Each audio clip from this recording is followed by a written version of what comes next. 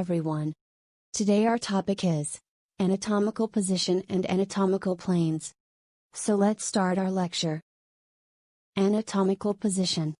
The anatomical position is the central concept behind all descriptions of location within the body. It is similar to the position of the famous Vitruvian Man, although a little less exuberant. However, the basics are the same. Here is a general description.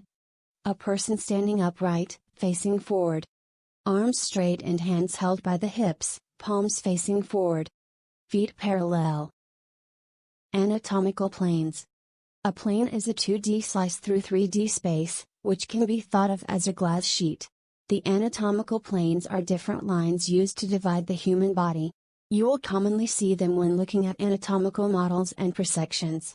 Using anatomical planes allows for accurate description of a location, and also allows the reader to understand what a diagram or picture is trying to show.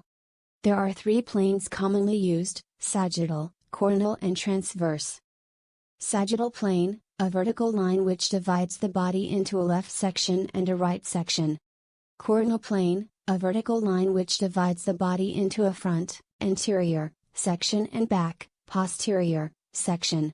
Transverse plane, a horizontal line which divides the body into an upper, superior, section and a lower, inferior section. In this picture you can clearly see the three planes: sagittal, coronal and transverse plane. Thanks for watching. Don't forget to like, subscribe and share. Nursing.com, the best learning platform for medical students.